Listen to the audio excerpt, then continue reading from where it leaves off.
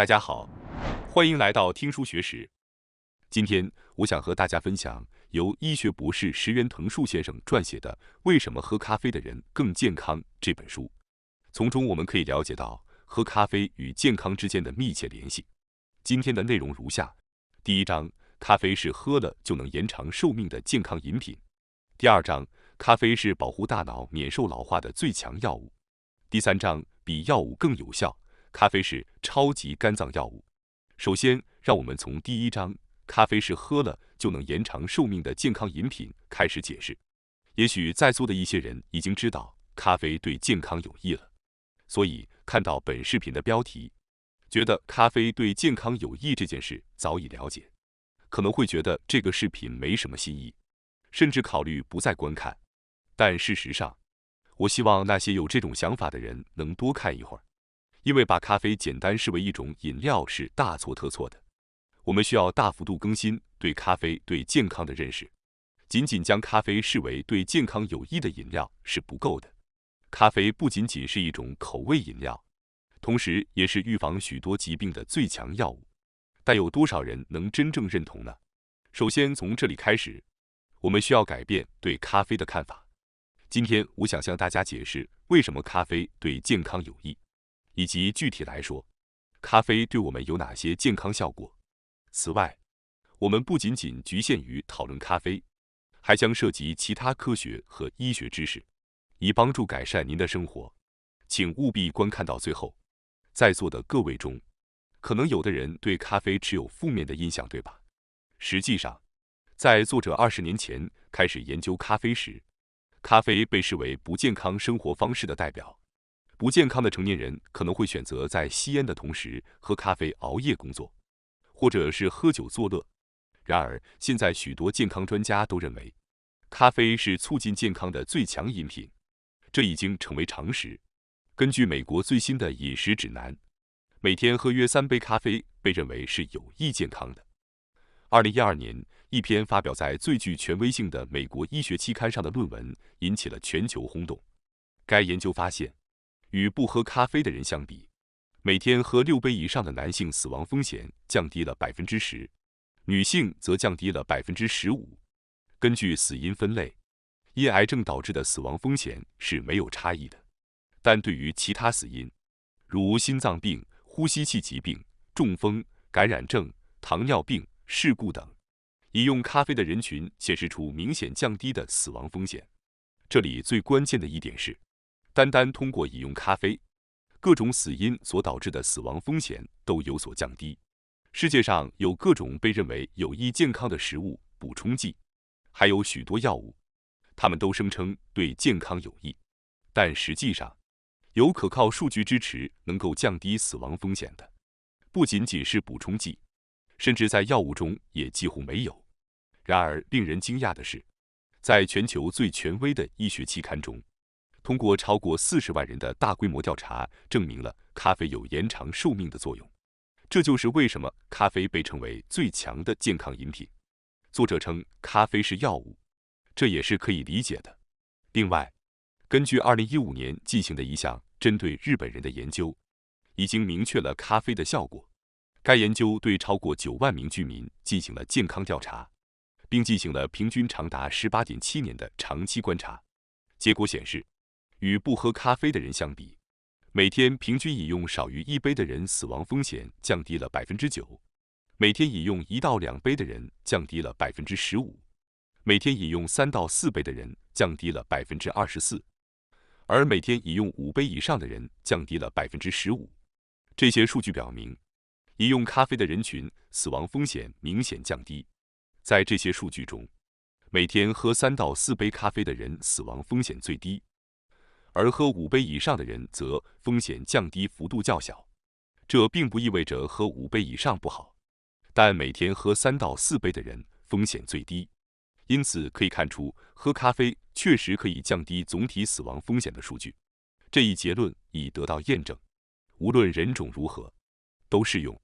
虽然没有详细介绍研究内容，但基于对多个人种进行的关于咖啡摄入量与死亡风险相关性的研究显示，通过饮用咖啡，死亡风险降低的程度最高可达18%左右。咖啡的健康效果是普遍存在的，咖啡可以延长寿命，这一点已经得到确认。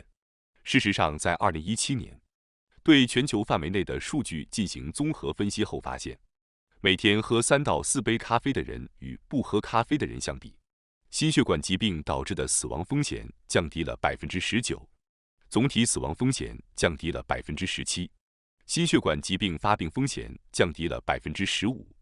此外，癌症发病风险也明显降低了18%。这些结果确实令人惊讶。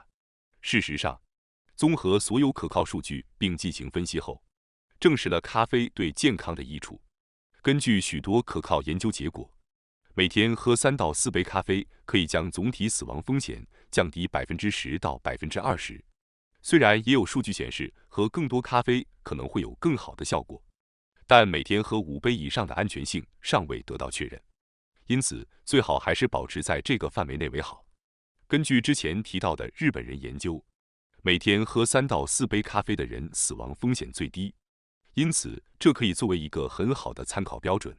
接下来是第2章，咖啡是保护大脑免受老化的最强药物。咖啡对大脑有非常积极的影响，已经通过各种研究得到证实。更具体的说，研究表明，咖啡可以降低中风和认知症风险，这是导致大脑老化的主要因素。老化从大脑开始，因此如何延缓大脑老化，对于想要保持年轻的人来说是一个重要的问题。首先，让我们一起看看咖啡对中风的影响。在2011年，有一篇综合了11个临床数据并进行分析的论文发表了。根据这篇论文，与不喝咖啡的人相比，每天喝3到4杯咖啡的人患中风的风险降低了16%。值得一提的是，即使喝5杯以上也可以降低风险，但效果不及3到4杯。可以说，每天喝3到4杯咖啡对预防中风效果最好。中风是大脑老化的一个因素，因此如果通过喝咖啡可以预防中风，我们就能维持大脑功能的健康和年轻。从预防中风的喝咖啡数据中，我们可以看出咖啡对大脑有积极的影响。咖啡还有预防另一种导致大脑老化的因素，即认知症的效果。2009年，一篇论文在阿尔茨海默病专业期刊上发表，验证了中年期喝咖啡量与老年期认知症发病风险之间的关联。根据这篇论文，每天喝3到5杯咖啡的中年人，老年期认知症的风险降低了高达65%。那么，为什么喝咖啡会对我们的大脑产生积极影响呢？简单来说，咖啡通过减弱大脑内抑制性神经传递物质的作用，提升情绪，激发大脑功能。此外，还有研究表明，喝咖啡可以降低抑郁症的风险。根据2011年的一项研究，追踪了5万名女性，25年后发现，每天喝4杯以上咖啡的女性抑郁症的风险降低了20%。从这些研究中，我们可以得出咖啡不仅对身体有益，对心理健康也有积极影响的结论。喝咖啡不仅可以预防中风和认知症，还能提高大脑功能。大家可能在日常生活中已经感受到喝咖啡后注意力和记忆力的提升，这一点也得到了研究的证实。喝咖啡可以显著提高集中力和注意力，喝咖啡可以提高考试成绩。喝了咖啡后，大脑会变得更加敏锐。一项对1000名长途卡车司机进行的调查发现，摄入咖啡的司机发生事故的风险降低了63%。由于大部分车辆事故主要由疲劳引起，所以喝咖啡可以提高注意力和专注力的效果在这项研究中得到了证实。此外，还有数据显示，咖啡对帕金森病也有一定的功效。大家可能听说过帕金森病这种疾病吗？帕金森病是由于脑部异常导致身体运动障碍的疾病，主要在老年人中较为常见，被称为罕见疾病之一。据称，目前日本有约20万名患者。帕金森病的原因是大脑内多巴胺神经元的减少。患上帕金森病后，大脑内的多巴胺神经元减少，导致多巴胺的产生不足，进而影响了运动调节功能，出现手颤抖、行走困难等症状。在最严重的情况下，患者甚至无法独自行走，而必须过上坐轮椅或卧床的生活。这是一种可怕的疾病。由于帕金森病患者无法自如地活动，生活质量明显下降。对于那些原本计划享受退休生活的人来说，一旦患上帕金森病，他们很可能无法充分享受退休生活。由于帕金森病是逐渐发展的，因此预防至关重要。这就是咖啡的作用了。事实上，据了解，经常饮用咖啡的人，患帕金森病的几率较低。一项大规模的综述研究报告显示，每天饮用3杯咖啡的人，患帕金森病的风险降低了29%。而其他研究也证实，每天饮用3到4杯咖啡可以将患帕金森病的发病率降低25%，并且随着饮用量的增加，风险进一步降低。换句话说，喝咖啡的频率越高，患上帕金森病的可能性就越低。现在，通过介绍各种研究结果，我们已经了解了咖啡如何保护大脑免受老化，如何保护大脑免受可怕的疾病，以及如何提高大脑功能。咖啡短期内可以改善您的情绪，并增强您的注意力、专注力和记忆力，而长期来看，它可以预防阿尔茨海默病、帕金森病等脑部疾病。此外，它还可以降低中风和认知症等大脑老化的风险。可以说，咖啡确实是一种神奇的饮品。接下来是第3章，比药物更有效。咖啡是超级肝脏药物。咖啡对肝脏疾病的良好影响是显而易见的。通过大量研究的证实，咖啡可以改善肝功能指标，对于 B 型肝炎、C 型肝炎、非酒精性脂肪肝、酒精性肝功能障碍、胆结石等几乎所有原因导致的肝功能障碍都有所帮助。可以说，咖啡是肝脏的超级药物。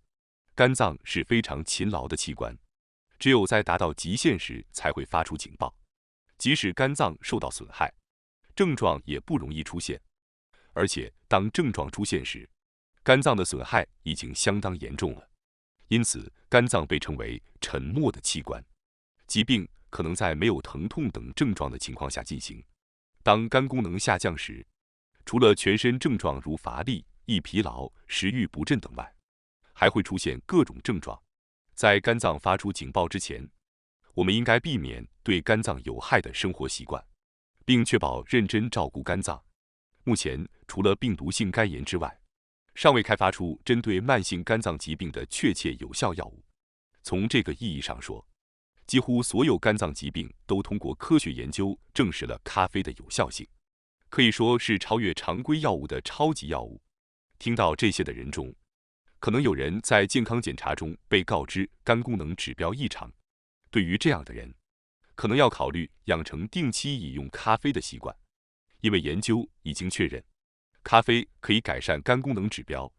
大家可能听说过肝硬化这种疾病，它指的是肝脏组织逐渐变得坚硬，这是因为肝细胞发生炎症并持续受损，导致肝脏组织逐渐形成硬结，就像伤口结痂一样。随着硬结的增生，正常的肝细胞逐渐减少，导致肝功能减弱，即肝功能不全。肝硬化是肝功能不全的原因之一。一旦肝硬化发展，就会存在生命危险。肝硬化也常常会增加患肝癌的风险。因此，养成良好的生活习惯，避免对肝脏造成损害的行为，同时培养喝咖啡等对肝脏有益的习惯，对于预防肝硬化非常重要。事实上，咖啡对肝脏有着惊人的积极影响。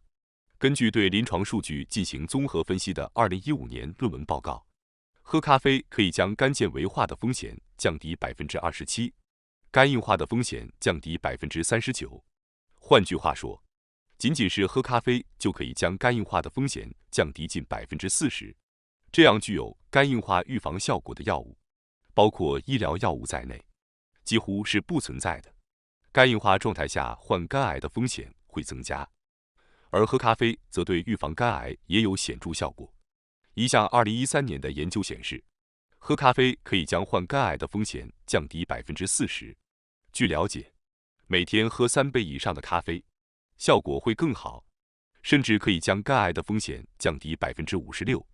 综合这些研究结果，每天喝3杯咖啡不仅是目前最有效的肝疾病预防方法，而且在预防肝癌方面也非常有效。到此为止，我们已经讲述了喝咖啡对肝脏的极其有益的故事。我相信大家已经充分了解定期饮用咖啡对肝脏健康的益处了。接下来，我们将探讨咖啡如何预防糖尿病这个话题。听到糖尿病这个词，你们会想到什么样的形象呢？可能会想到糖尿病通常是发生在比较胖的人身上，或者认为与自己无关，或者认为糖尿病是老年人得的疾病。但开始进行预防是至关重要的。据2017年的数据显示，日本20岁至79岁的糖尿病患者已经达到了720万人。而如果考虑到可能患有糖尿病但尚未就医的人群，这一数字超过了1000万人。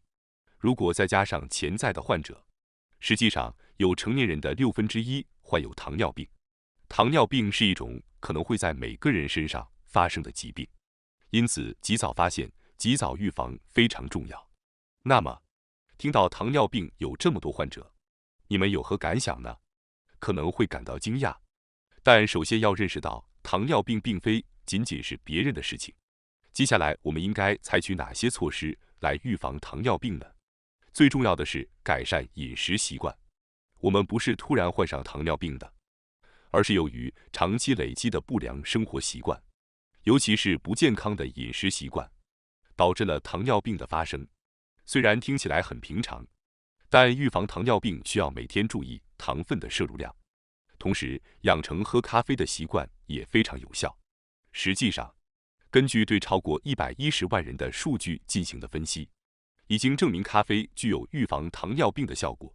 根据2010年发表在糖尿病专业期刊上的论文，通过对登记的超过110万人的数据进行分析，发现经常喝咖啡的人患糖尿病的风险较低。更具体的说，与不喝咖啡的人相比，每天喝3杯的人患糖尿病的风险降低了近20%，而每天喝5杯的人的风险降低了近30%。多喝咖啡效果更佳。根据这项研究，喝咖啡的频率与患糖尿病的风险呈负相关。然而，对于其他疾病的风险，有时喝超过5杯咖啡反而会增加风险。因此，综合考虑，作者认为每天喝3到4杯咖啡在平衡上更为适宜。实际上，到目前为止，没有其他药物或补充剂被证实具有预防糖尿病的效果。因此说，咖啡是最强的糖尿病预防药，并不言过其实。关于咖啡如何预防糖尿病的具体机制尚不明确，但据推测，咖啡中含有的一种多酚类物质，叫做绿原酸，可能起着重要作用。多酚类物质是植物为抵御氧化而产生的成分，对人体也具有预防氧化和老化的作用。绿原酸具有强大的抗氧化和抗炎作用，被认为是一种可以预防动脉硬化的成分。根据可信赖的数据，每天摄入1200毫克绿原酸可降低血糖，并提高胰岛素的作用。通常一杯咖啡中含有约150毫克绿原酸，虽然数量上较少，但可以肯定绿原酸是咖啡预防糖尿病效果的一个重要原因。至此，我们已经介绍了咖啡对肝脏和糖尿病的益处。最后，我想介绍一下咖啡的健康饮用方式，然后结束本期视频。首先是冲泡咖啡的方法，虽然有许多不同的方法，但总的来说，滤泡式咖啡是最佳选择。速溶咖啡和普通咖啡在健康效果上没有区别，所以两者都可以。对于听到咖啡对健康有益，但又对其含有的咖啡因担忧的人来说，可能会想知道去咖啡因的咖啡是否也具有同样的健康效果。目前并不能确定所有去咖啡因的咖啡都具有与常规咖啡相同的健康效果，但有关糖尿病预防等方面的数据表明，去咖啡因的咖啡与常规咖啡并无差异。因此，对于不喜欢咖啡因的人来说，建议选择去咖啡因的咖啡。关于喝咖啡的时间，如果没有胸闷感，建议在饭前喝，因为绿原酸具有降低饭后血糖的作用，所以在进餐前喝咖啡更为有效。然而空腹时可能会增加胃酸的分泌，而喝咖啡可能会加剧这种情况。患有逆流性食道炎或胃炎的人在饭前喝咖啡可能会引起胸部灼热或疼痛，因此对于胃酸过多或胃部不适的人来说，建议在饭后喝咖啡更为合适。感谢大家收看今天的节目。如果你喜欢我们分享的内容，记得点赞、订阅并开启小铃铛通知，第一时间获取我们的更新。在下次的节目中，我们将继续为大家分享更多有益的书籍。再次感谢大家的支持，我们下期再见。